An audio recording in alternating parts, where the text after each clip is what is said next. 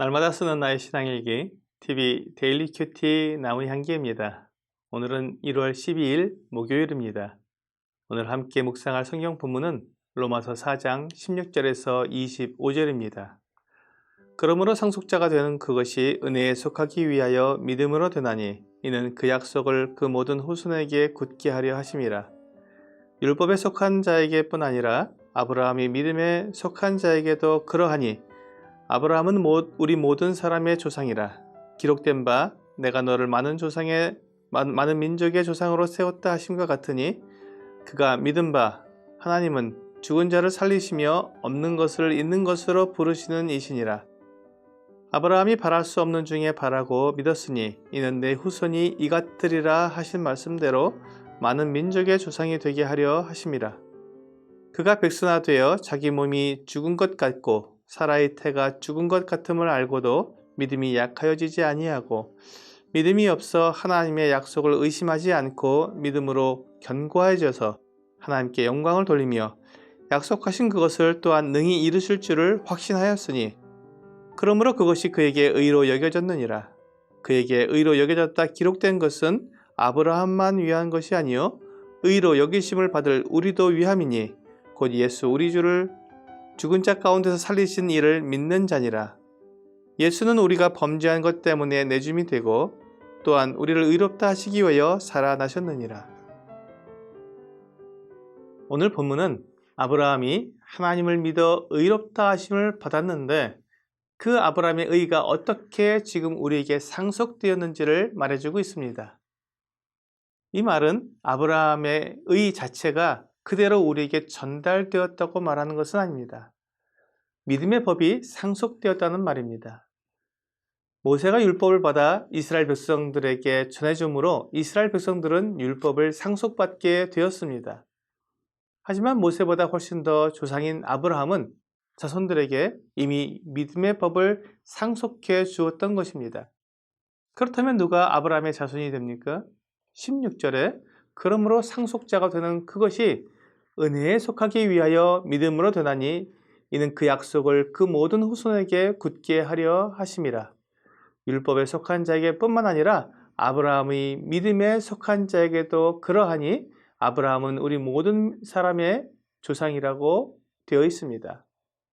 이 말씀에 의하면 상속자가 되는 것은 믿음으로 된다고 말하고 있습니다.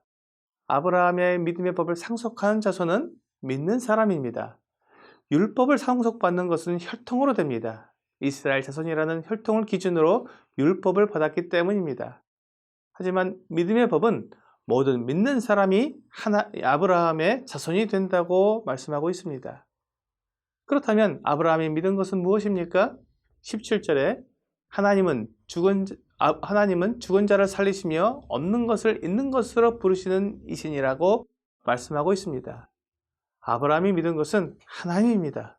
그리고 그분은 죽은 자를 살리시고 없는 것을 있는 것으로 부르시는 능력을 가지신 분입니다. 아브라함은 능력을 믿은 것이 아니라 하나님을 믿었습니다. 그리고 하나님께서 그런 능력을 가지신 것을 알고 믿었습니다. 19절과 20절에서 그가 100세가 되었고 사라의 태가 죽은 것 같음을 알았지만 믿음이 약하여지지 않았고 하나님의 약속을 의심하지 않고 확신했다고 말씀하고 있습니다. 아브라함이 이렇게 하나님의 약속을 의심하지 않을 수 있었던 것은 그의 믿음이 강해서가 아니라 그가 가진 하나님의 증거가 확실했기 때문입니다. 때때로 믿음이라는 말이 신비한 것이나 무조건적인 신뢰를 의미할 때가 있습니다. 그러나 그것은 믿음이 아닙니다. 믿음은 분명한 근거가 있는 사실을 증거를 통해 믿는 것을 말합니다. 아브라함은 하나님을 알았습니다.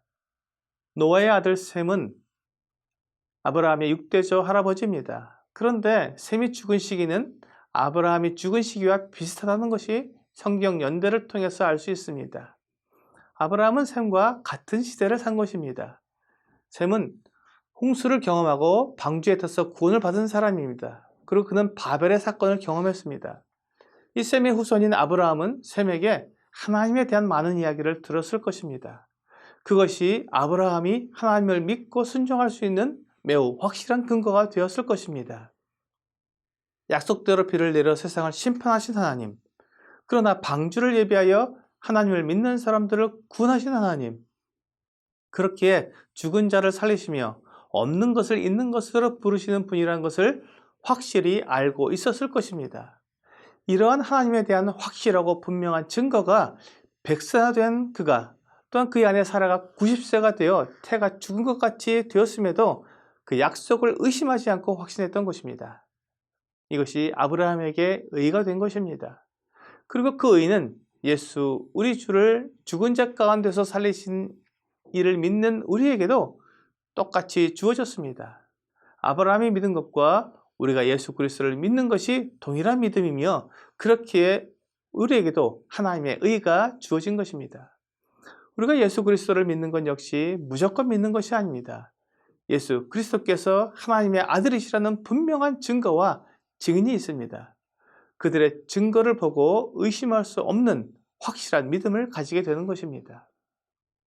하나님의 말씀이니까 무조건 믿으라고 하는 것은 결코 믿음이 될 수 없습니다. 그것은 요행수를 바라는 것입니다.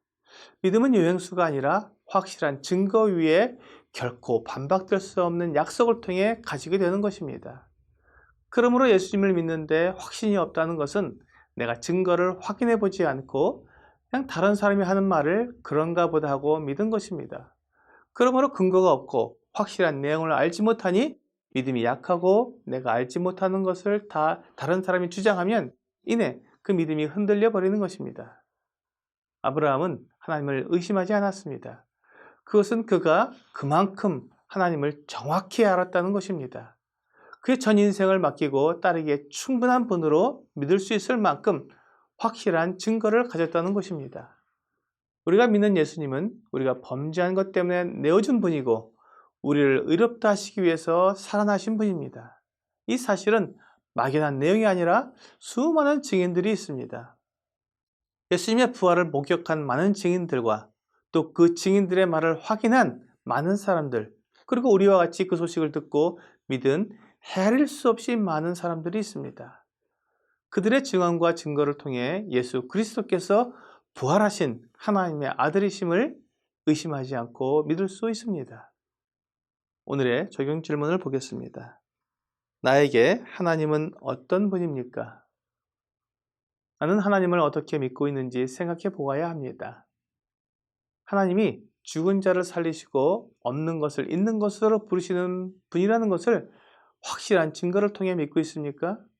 그렇지 않다면 하나님은 나에게 막연한 분이고 아무 능력도 행할 수 없는 분이 될 것입니다. 오늘 하나님을 믿되 막연히 믿는 것이 아니라 확실한 증거를 찾아보고 분명한 근거 위에 믿음을 가짐으로 결코 의심하지 않고 확신 가운데 살아가는 여러분과 제가 되기를 주 예수님의 이름으로 기도합니다.